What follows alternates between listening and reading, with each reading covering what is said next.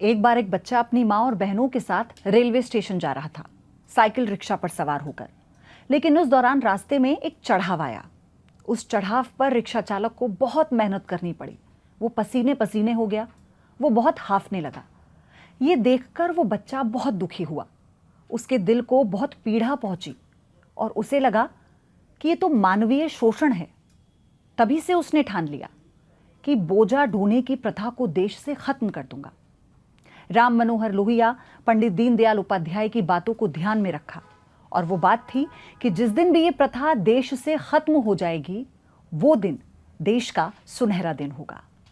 और वो बालक राजनीति में आया और ये लड़ाई शुरू हुई 2014 में, जब सुप्रीम कोर्ट तक जाकर वो सफलता मिली लड़ाई के बाद, जिसे आज हम सड़कों पर ई रिक्शा के तौर पर देख रहे हैं, क्योंकि पूरे देश में ई रिक्शा सड़कों पर दौड़ रही हैं।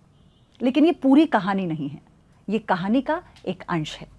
पूरी कहानी सुनेंगे हम उसी किरदार की जुबानी जिन्हें आज हाईवे मैन के नाम से जाना जाता है।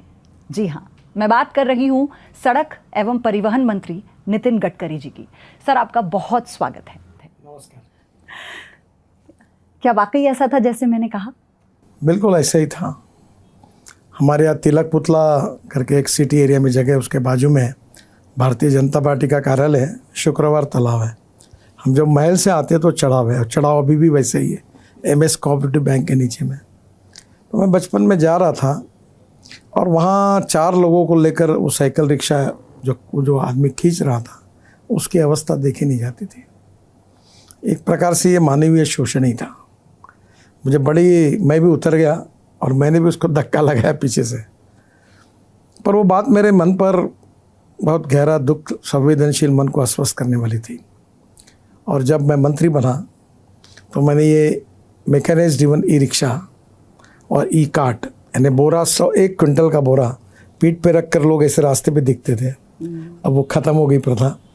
अब कोई बोझ उठा के नहीं जाता। लेकिन इसकी लड़ाई बहुत लंबी थी, सुप्रीम कोर्ट तक हुई। क्या हुआ कि ये ई रिक्शा बना तो मार्केट में ऑलरेडी जो ISI मार्क पार्ट्स थे वो लगाने की मैंने अनुमति दी थी, क्योंकि अगर हर पार्ट नए बनते तो कॉस्ट बहुत बढ़ जाती। तब 80,000 में 1 लाख में ये रिक्शा मिलता था। कोई इसका चक्का, उसका एक्सल ऐसा लगा कि होता था। उन कंपनियों ने इसके ऊपर ऑब्जेक्शन लिया। तो मैंने कहा ये गरीबों के लिए है। और महात्मा गांधी जी ने ये कहा था कि जब तो आपको कोई निर्णय करना है और वो निर्णय अगर आपको कानून तोड़ना पड़ता है, पर अगर वो निर्णय गरीबों के हित में है तो ज़रूर कानून तोड़िए, क्योंकि उसमें गरीबों का कल्याण है। मैंने हिम्मत के साथ वो निर्णय किया। 80,000 लाख रुपए में e rickshaw, mechanized e rickshaw देश में पॉपुलर हुआ।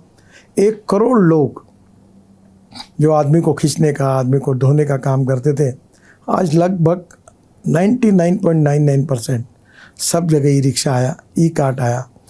ये मानवीय शोषण की प्रथा ख़त्म हुई। और मुझे लोग पूछते कि आपके जीवन में सबसे अच्छा काम कौन सा हुआ है। मैंने टनल बनाई, ब्रिजेस बनाए, एक्सप्रेस हाईवे बनाए, बड़े बड़े रोड बनाए। तो लोगों को लगता है कि मैं ये कहूँगा, तो मैं कहता नहीं। ये जो गरीब लोग जो थे, जिनका मानवीय शोषण हो रहा था, वो आज सम्मान से जी रहे। वो शोषण की पद्धति बंद हुई और वो मैकेनाइज्ड ई रिक्शा चला रहे हैं। अब वो नहीं, अब महिलाएं भी ई रिक्शा चला रही, ई ऑटो रिक्शा चला रही और बड़े प्रमाण अपना व्यवसाय कर रही है। इस बात की मेरे मन में बहुत खुशी है। और मेरे जीवन में कोई अच्छा कार्य हुआ है तो यही हुआ है, ऐसा मुझे आग्रह से लगता है। क्योंकि आपने कई बार इन बातों का जिक्र किया है कि आपको सबसे ज़्यादा सुख अगर किसी चीज़ में मिलता है तो आपके इस कार्य में मिलता है, इसलिए मैंने इससे शुरुआत की। आप बिल्कुल सही बात। परसों मैंने ई इलेक्ट्रिक का, ट्राइसिकल इलेक्ट्रिक का 87 दिव्यांगों को दिया, जिनको हाथ पैर नहीं थे, और वो इलेक्ट्रिक पर चलती है। उनके चेहरे पर जो खुशी थी, जो आनंद था, वो मुझे कोई भी काम से नहीं मिला। इतना आनंद था क्योंकि मैं बेसिकली सामाजिक कार्य करता हूँ और मेरा मन संवेदनशील है। और मैं ये मानता हूँ कि politics is instrument of socio economic reform. जो गरीब है, शोषित है, पीड़ित है, दलित है, सामाजिक आर्थिक दृष्टि से पिछड़े हुए हैं, उनके लिए अगर मैं कुछ कर सकूँ तो मैंने करना चाहिए। और जब वो होता है काम तो मुझे बहुत खुशी होती है।